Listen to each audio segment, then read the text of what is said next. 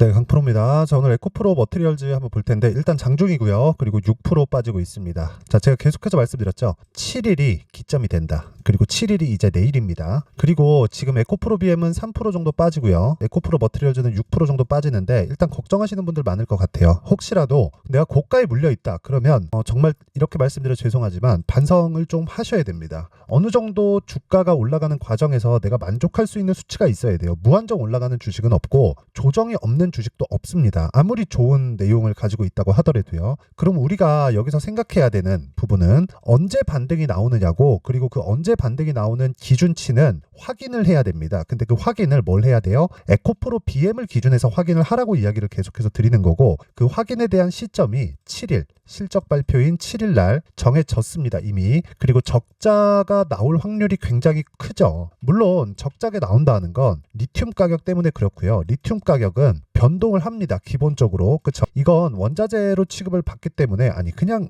원자재죠. 그리고 상장되어 있고 그게 선물 시장에서 거래가 되고 있기 때문에 이런 부분은 어쩔 수 없이 가격 변화가 극심할 수밖에 없습니다. 근데 지금 잘 모르시는 분들이 있는데, 기름 있죠, 기름.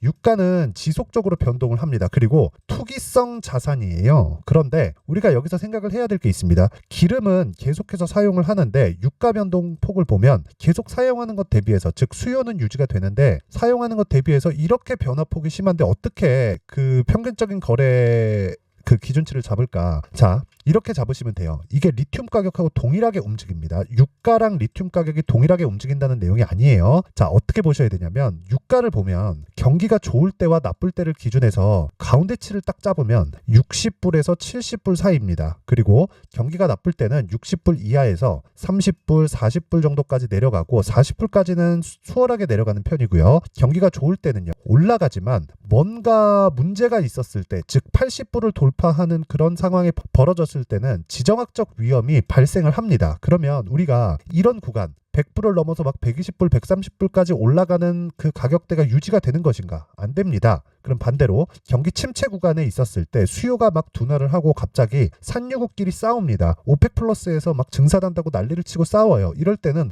어떻게 돼요? 유가가 폭락을 하겠죠. 근데 이런 것에 대한 위험이 예전엔 있었거든요. 왜? 셰일 기업에 대한 주가 때문에 그렇습니다. 근데 지금은 코로나를 거치고 나서 마이너스 유가까지 한번 들어갔고 트럼프가 유지됐었던 게 아니라 바이든으로 옮겨가면서 셰일 기업들의 영향력이 많이 줄어들었습니다. 그래서 지금은 유가가 미치는 영향력이 사실상 거의 없다고 보시면 돼요. 하지만 유가를 기준해서 본다면 60불을 기준해서 경기가 좋을 때 나쁠 때의 기준치가 다르다. 자, 그러면 리튬 가격도 동일하죠. 수요에 따라서 또는 공급에 따라서 변화가 있습니다. 그리고 그 기준치가 있고 그 기준치에 따라서 갑자기 수요가 늘거나 경기에 대한 변화, 그리고 무엇보다 이제 리튬이 들어가는데 어디에 배터리 들어가죠. 배터리 뭐예요? 전기차입니다. 전기차. 그러면 전기차에 대한 수요가 일시적으로 감소할 수 있고 뭐 상황이 바뀔 수도 있지만 방향성에 대한 부분은 유지가 되고 있기 때문에 우리가 여기서 생각을 해야 되는 건 한 가지 내용밖에 없죠. 경기가 좋을 때는 높아지고 낮을 때는 낮아진다. 근데 한번 경험이 있죠. 21년도에 발생했었던 인플레이션으로 인해서 투기성 자본이 들어왔을 때는 리튬 가격이 크게 뛸 수 있다. 이런 부분이 양극재 업체 측에서는 손실로 귀결될 수 있습니다. 근데 그게 일회성 요인일 뿐이에요. 이 부분이 지나면 산업에 대한 전체적인 방향이 바뀌기 전에는 양극재 기업 그리고 리튬 관련된 쪽은 상승할 수밖에 없지만 한국의 뭐 하이드로 리튬이나 이런 쪽이 어려운 이유는요.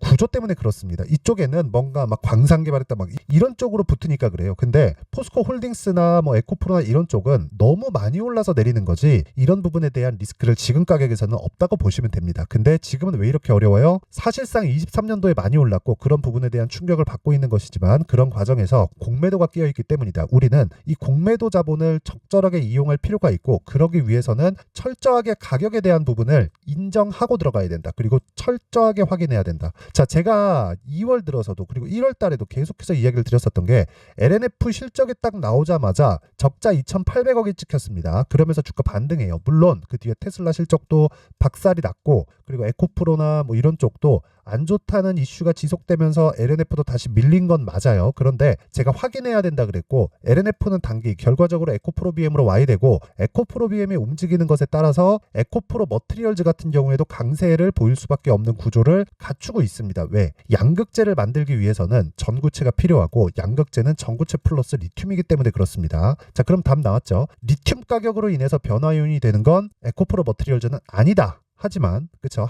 광물이 들어가기 때문에 이런 것에 대한 영향도 받을 수밖에 없고, 그럼에도 불구하고 11월 달부터 큰 폭으로 상승을 했었던 건 상장 초기에 흥행에 실패했기 때문인데 지금은 그런 상황이 아니고요. 무엇보다 스케줄상 7일 내일을 기점으로 바닥을 찍고 올라갈 수 있는 확률이 굉장히 높고, 대신에 우리는 그 확률이 높기 때문에 투입을 지금부터 하세요, 이게 아니라 확인하고 매매하세요입니다. 확인하고. 그렇죠?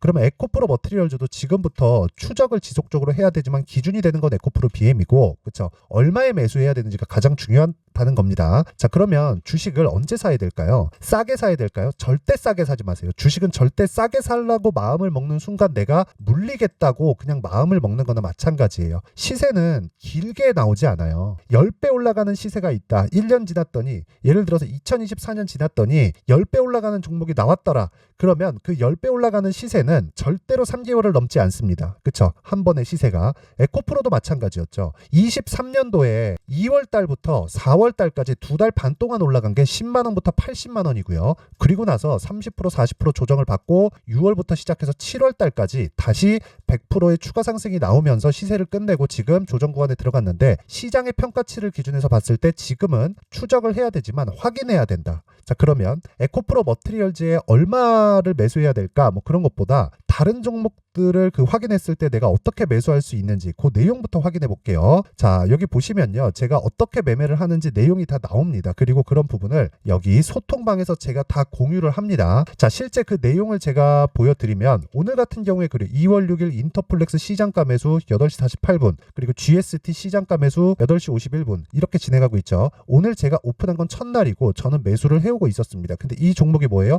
신고가 종목이다. 신고가 종목을 어떻게 해야 돼요? 스윙으로 공략을 한다. 단타를 치는 게 종목군에 따라서 다르지 않습니다. 단타도 무조건 강세 종목만을 추려서 해야 되기 때문에 제가 진행하고 있는 신고가 종목과 절대 다르지 않다. 하지만 단타의 관점으로는 못하는 분들이 있기 때문에 제가 소통방에서 공유를 하는 내용은 모두 다 스윙으로 진행합니다. 그랬을 때 오늘 8% 상승이 나오고, 지금도 그쵸, 늦게 올라가면 늦게 올라갈수록 매수 물량은 늘어갈 수밖에 없는 구조를 만든다. 하지만 그 최종 기한은 2주 안으로 잡아야 됩니다. 2주 안에 수익 전환 못 시키잖아요. 주식 잘못하고 있는 겁니다. 자, 그래서 GST 오늘 8% 상승. 그쵸? 자, 그리고 오늘 뭐 인터플렉스 같은 경우에 보더라도 어떻습니까? 제가 6% 이런 식으로 수익을 냈죠. 1월 29, 1월 30일 이런 식으로 수익을 냈는데, 내려와서 지금 다시 매수하고 있는 겁니다. 오늘 시가에. 그쵸? 시가부터 제공량이 들어간 거고, 이 종목도 뭐예요? 제가 싸게 살려고 노력하는 흔적이 있나요? 없죠. 그쵸? 올라가는 거 다 확인하고 고가 구간에서만 매수를 합니다. 이랬을 때 보유 기간을 줄일 수 있고 수익률은 어떻다? 6%씩 이렇게 수익을 볼 수 있다. 어떤 종목이든 20%씩 이렇게 가고 막 30% 가고 이런 거 있으면 좋겠죠. 근데 모든 종목을 이렇게 만들 수는 없습니다. 그리고 이렇게 만들기 위한 작업도 필요합니다. 어떤 타점에 공략하면 무조건 먹을 수 있다, 이런 상황 자체를 기대하지도 말고 만들라고 하지도 말자. 시간 아깝다. 그쵸? 하지만 그런 부분을 배제하더라도 이런 식의 수익을 낼 수 있다는 겁니다. 자, 그리고 제가 며칠 전부터 에브리봇에 대한 영상을 지속적으로 올려드리는데, 오늘 그쵸, 10% 급등세가 나왔고 오늘 장중 고가는 14%까지 상승폭을 키웠습니다. 그쵸? 제가 실제 이것도 소통방에서 계속해서 이야기를 드리고 있는데, 자, 내용 한번 보시면 2월 1일 그쵸, 비트컴퓨터 에브리봇 그쵸, 이렇게 진행이 됐고, 비트컴퓨터 같은 경우에는 제가 자 내용 보시면 급락을 했죠. 근데 저는 첫날 매수하고 매도하고 끝냈습니다. 그래서 나온 수익이 7% 수익으로 끝냈다. 이거 분봉으로 딱 보잖아요. 7% 수익을 얻는데 정확히 걸린 시간이 2월 1일 9시부터 9시 55분까지 55분에 끝입니다. 그리고 나서 어떻게 됐죠? 급락하고 지금 주가는 재매수 구간을 제가 공략을 하려고 하고 있다. 그쵸? 자, 그러면 매매하는데 필요한 답은 다 나온 거예요. 이 종목 뭐예요? 신고가 종목이다. 그러면 그 밑에 에브리봇 한번 볼게요. 에브리봇은 지금 투자 주의에 걸려 있는데, 그런데도 불구하고 오늘 10% 상승 나옵니다. 제가 어저께도 이야기를 드렸어요. 투자 경고까지 가는 거 걱정하지 말아라. 단일가 매매되는 거 걱정하지 말아라. 이건 이미 돌아올 수 없는 강을 건넜다. 왜? 신고가이기 때문에. 그쵸? 중간중간에 제가 매매한 내용이 있죠. 0.9% 손절한 적도 있지만 지금 계속 계속 보유하고 마지막 매수로 제가 어저께 매수했습니다. 어저께 또 산 거예요. 올라오고 있는데 팔고 또 사고, 그쵸? 이런 짓을 하고 있는 거다. 그랬을 때 오늘 어떻게 됐습니까? 11% 상승 구간. 아직 한 주도 안 팔았습니다. 여기 밑에 0.6%, 1.3% 손절이 나간 건 22년도 자료입니다. 그쵸?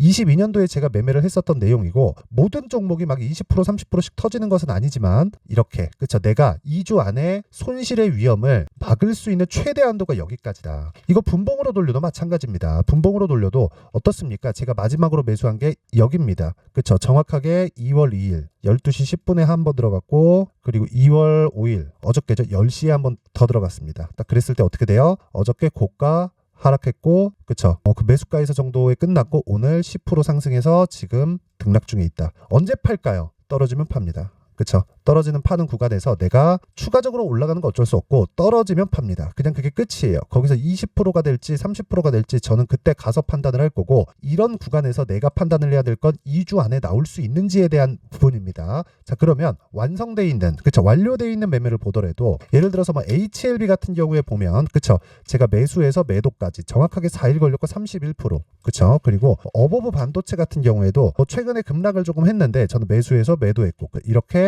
매매를 끝냅니다. 21%. 그쵸? 바이오와 반도체는 1월 달부터 지금까지 시장이 안 좋은데도 불구하고 계속 강세를 보이고 있죠. 그런 부분을 신고가 구간에서 공략을 한 겁니다. 싸게 사는 게 아니란 거죠. 그래서 내가 자꾸 주식을 고가에 팔라 그런다, 싸게 살라 그런다, 이런 걸로 인해서 시간을 계속 보내잖아요. 그러면 절대로 돈 못 법니다. 그쵸? 누구도 그런 식의 이 방식을 취해가지고는 절대 돈 못 법니다. 그래서 신고가 구간에 내가 적절한 구간에서 내가 매매를 해서 돈 버는 방법을 한번 배워보고 싶다 하시는 분들은 소통방에 들어오세요. 제가 2월 달에 어떤 식으로 매매를 진행하는지 강의를 계획하고 있고요. 그리고 제 매매 타점을 모두 공유를 합니다. 그래서 여기는 무료로 진행을 한다. 채널 성장을 위해서. 자, 그래서요, 배우고 싶다 하시는 분들은 구독과 좋아요 꼭 좀 부탁드리고요. 상단에 있는 전화번호로 소통, 자, 소통이라고 문자를 보내주시면 제가 소통방 입장 링크를 순차적으로 공유를 해드리도록 하겠습니다. 자, 그리고 제가 강의를 준비하고 있다고 했는데 이 내용입니다. 종목을 찾아야 되기 때문에 신고가 검색기, 그리고 어떻게 가격을 잡아야 될지 봐야 되기 때문에 수익 모델에 대한 자료, 이 두 가지 내용을 가지고 제가 2월 달에 강의를 할 텐데, 이 내용도요 제가 무료로 공개를 합니다. 왜? 채널 성장을 위해서. 자, 그래서 구독과 좋아요 꼭 좀 부탁드리고요. 상단에 있는 전화번호로 참여, 자, 참여라고 문자를 보내주시면 제가 소통방 입장 링크를 순차적으로 공유를 해드리고요. 신고가 검색기와 수익 모델까지 함께 공유를 해드리도록 하겠습니다. 소통으로 문자 보내주셔도 되고요. 참여라고 문자를 보내주셔도 됩니다. 자, 그리고 에코프로 머티리얼즈 보면 오늘도 급락을 하지만 저가를 훼손한 것은 아니다. 하지만 이렇게 급락을 하는 이유는 7일날 실적 때문이다. 그런데 실적은 안 좋게 나온다. 즉 실적에 대한 기대감을 주가를 보면 알 수 있다. 없습니다. 그러면 7일 실적 이후에 우리가 타점을 잡는 게 중요하고, 그 타점은 확인하고 잡아야 된다. 그러기 위해서는 에코프로 BM에 대한 상황을 체크하자. 에코프로 BM도 지금 나쁘지 않지만 보유하고 있으면 안 된다. 하지만 내가 고가에 물려 있다. 그러면 지금 매도할 필요는 없다. 어쩔 수 없이 시간을 보내고 있기 때문에 그 시간을 보내는 것에 대한 보상을 받기 위해서 전략을 다변화시키는 게 중요하고, 그건 지금 매도하지 않고 매수 구간을 잡는 겁니다. 그쵸? 자, 그 내용을요 제가 여기 에코프로 머티리얼즈의 가격 그리고 단기 보유 전략으로 준비를 해놨고, 단기 뭐라 그랬죠? 2주입니다. 2주 안에 가격을 잡는 기준치를 제가 이야기를 드리는 겁니다. 이 내용은 20페이지에 걸쳐서 아주 상세하게 내용 준비를 해놨는데, 이것도요 제가 채널 성장을 위해서 무료로 공개를 하고요. 무엇보다 중요한 건 구독과 좋아요입니다. 그쵸? 구독과 좋아요 꼭 좀 부탁드리고요. 상단에 있는 전화번호로 머티라고 문자를 보내주시면 제가 에코프로 머티리얼즈의 가격과 단기 보유 전략을 함께 공유를 해드리도록 하겠습니다. 자, 항상 시청해주셔서 감사드리고요. 그리고 무엇보다 신고가에 대해서 제가 계속해서 강조를 드리고 있죠. 그만큼 중요하다는 것이기 때문에 제가 2월 달에 있는 기업 밸류업 프로그램, 그리고 4월 달에 있는 총선까지 어떤 식으로 신고가 종목을 공략해야 되는지 그 내용에 대한 부분을 제가 상세하게 준비를 해놨으니까 영상 끝까지 시청하시고 모든 분들이 성공 투자하셨으면 좋겠습니다. 자, 24년도가 돼서도 시장은 여전히 어렵습니다. 자, 근데 시장은 항상 어려울 거예요. 앞으로도 계속해서 어려워질 겁니다. 자, 근데 제가 매월 대시세 종목을 구독자분들에게 공개를 합니다. 자, 내용을 보면 12월 달에 실제 공개를 했었던 강프로의 대시세 종목에 대한 내용인데, 대기업을 상대로 안정적인 매출 구조를 가지고 있고요. 그리고 현재 주요 거래처는 삼성전자, 인텔, 하이닉스, TSMC, 해외에 반도체 관련된 기업이라는 걸 알 수 있죠. 그만큼 1월 달에 제가 보고 있었던 종목은 반도체 관련주라는 걸 알 수 있습니다. 공개를 해드리면 이 내용입니다. 여기 어버브 반도체, 그쵸? 실제 제가 거래한 내용을 공개를 한 거고요. 수익에 대한 크기를 보면 공략한 시점, 제가 가격대를 함께 공개를 해드렸는데 공략한 시점부터 21%의 수익 마감이 된 것을 확인해 볼 수가 있습니다. 자, 근데 지금도 마찬가지입니다. 지금은 어떤 이슈가 있을까요? 2월 달에 발표한다는 기업 밸류업 프로그램이 있죠. 근데 그걸로 인해서 지금 2월 달에 발표한다고 이야기가 나온 상황이고요. 무엇보다 우리가 생각해야 될 내용은 한 가지입니다. 어떤 이슈나 그리고 어떤 상승할 수 있는 내용으로 인해서 주가가 올라가는 것은 맞죠. 하지만 가격이 먼저 반영한다는 걸 반드시 알고 있어야 되고, 그런 내용에 대한 파악이 되었을 때, 그쵸? 여기 어버브 반도체처럼 21%, 그쵸? 대략 3에서 4일 동안 20% 이상의 수익을 먹을 수 있고요. 그리고 여기 HLB 같은 종목처럼 대략 일주일이 채 되지 않는 기간 동안 30%의 수익을 낼 수 있습니다. 자, 그러면 답은 나왔어요. 재료에 대한 부분보다 중요한 게 가격이다. 자, 근데 지금 시장에 쏠려 있는 게 뭐죠? 2월 달에 발표하는 기업 밸류업 프로그램에 대한 내용이죠. 자, 그러면 우리가 이쪽에다가 지금 집중을 해야 될까요? 그 내용을 한번 보겠습니다. 기아차의 차트를 보면요. 1월 24일 날 정부단에서 입김을 불어넣은 이후에 시세가 강하게 발생한 것처럼 보이지만 애초에 12월 달부터 신고가를 달성했다는 걸 확인할 수 있습니다. 자, 그러면 우리가 스케줄을 따져봤을 때 우리가 어디를 봐야 될까요? 4월 달 총선을 봐야 됩니다. 드디어 때가 온 거죠. 4월 달 총선이 끝나면 그 뒤엔 뭐가 있죠? 대선 전국으로 들어갑니다. 그러면 우리는 4월 달 총선부터 시작해서 대선까지 이어질 수 있는 종목을 찾는 게 정말 중요합니다. 그게 정부 정책의 방향과 그리고 스케줄에 맞춰서 가는 거예요. 정치적인 상황에 따라서 주가가 움직이는 걸 우리는 수도 없이 많이 봐왔기 때문에 스케줄에 맞춰서 가는 게 지금으로서는 답이 될 수 있습니다. 그리고 무엇보다 어느 정도의 시세를 내는지 그 첫 번째 단계인 상황을, 그쵸? 제가 12월 달 밝혀드렸었던 대시세 종목으로 이미 공개를 해드렸기 때문에, 그쵸? 어떻게 제가 매매를 했는지까지 다 보여드렸습니다. HLB처럼, 그쵸? 31.9% 걸린 시간은 4일밖에 되지 않죠. 이 종목을 제가 가격과 그리고 어떤 종목인지를 애초에 12월 달부터 공개를 한 겁니다. 자, 그러면 지금도 마찬가지예요. 앞서서 제가 말씀드렸었던 23년도에 했었던 여러 가지 종목들이 있죠. 한미반도체 같은 종목들도 여기 소통방에서 모두 공개를 해서 실제로 10,000원부터 60,000원까지 상승한 내역이 있고요. 왜 공략을 했는지를 제가 다 공개를 해드렸습니다. 근데 지금도 마찬가지라는 거죠.